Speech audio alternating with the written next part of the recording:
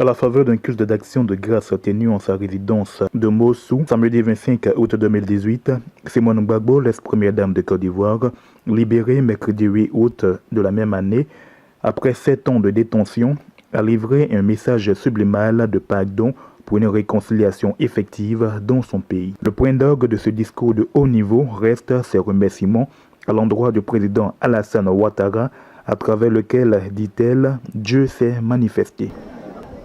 Quand l'Éternel agit comme ça dans la vie de quelqu'un, il passe par un homme ou il passe par des hommes. C'est pour cela que vous me permettrez de remercier également le président Alassane Ouattara, président de la Côte d'Ivoire.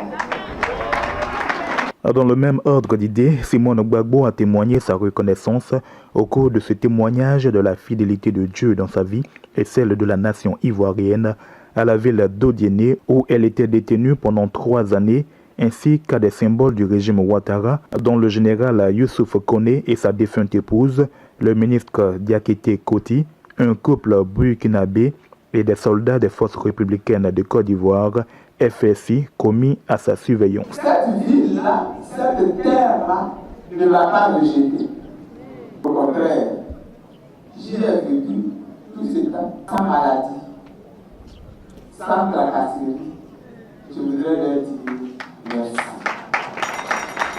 Merci particulièrement au général Youssouf Koné, dans la maison de qui j'ai vécu ces 3 ans et demi. Et j'ai une pensée pour son épouse, qui était une grande amie à moi, une amie fidèle, et qui est décédée. Quand je suis arrivé à Odiéné, et qu'on m'a conduit dans cette maison, qui est sa maison, je me suis dit, Dieu est en train de me faire un clin d'œil. Et je crois que ma vie ici va être supportable. Et ma vie là-bas a été effectivement supportable. Je remercie le ministre Diakité Koti, qui était à cette époque-là, quand je suis arrivé, maire de Thiévé. Il a été mon élève quand j'étais professeur au lycée classique. Il s'en est souvenu. Et il m'a traité comme on traite sa maman.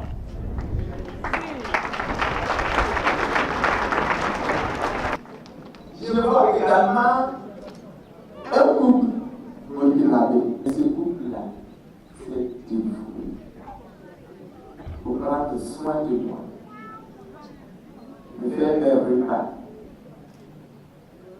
nettoyer ma maison, faire ma lessive, avec une générosité du cœur. Il y avait des moments où les gens ne comprenaient pas leur dévouement et les menaçaient. Ils ont tenu ferme. Ils ont veillé sur moi. Et Dieu les bénisse.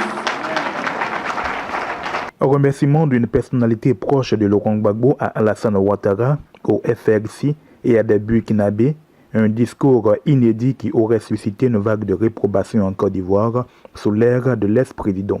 Bien lui appris, car de fortes attentes reposent sur les épaules de Simone Gbagbo depuis sa sortie de prison en vue de rassembler partenaires et adversaires politiques. Dans sa série de remerciements, l'ex-première dame n'a pas manqué de témoigner sa gratitude à l'école de gendarmerie où elle a passé 4 années de détention, à ses médecins et avocats représentés par Maître Rodrigue Dadje. À la mémoire des 3000 victimes au bas mot de la crise post-électorale en Côte d'Ivoire, issues aussi bien du camp Gbagbo que de celui de Alassane Ouattara, ainsi que de nombreux innocents et des exilés, Simone Gbagbo a su augmenter son mal de dos pour se tenir debout et observer une minute de silence. Elle ne saurait omettre son époux, le plus célèbre des détenus de la prison de Scheveningen.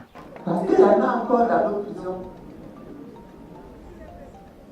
Et le plus illustre de ces prisonniers politiques là, c'est le président Laurent Gbagbo.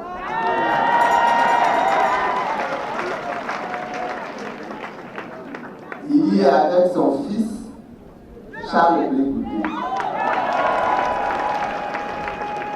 Et il y a tous les hauts gradés de l'armée qui sont encore dans nos prisons. Que Dieu les sorte tous. Que Dieu permette le retour de tous les exilés dans une Côte d'Ivoire réconciliée et que plus jamais notre pays ne connaisse une telle crise. Mon souhait, c'est qu'ensemble, nous acceptions d'y contribuer, chacun à son niveau, en acceptant de pardonner. En acceptant de pardonner. Toutes choses sont devenues nouvelles.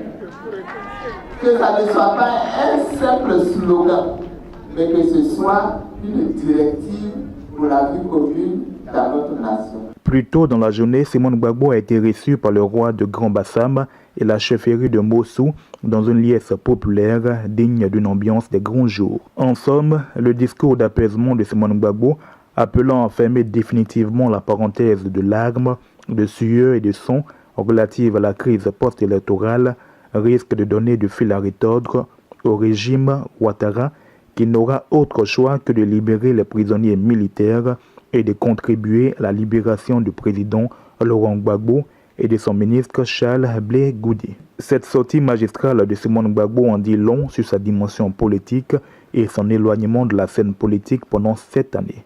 La grande ne dépend pas des biens matériels qu'il a aujourd'hui, mais la grandeur de l'homme dépend de ce que Dieu a en lui.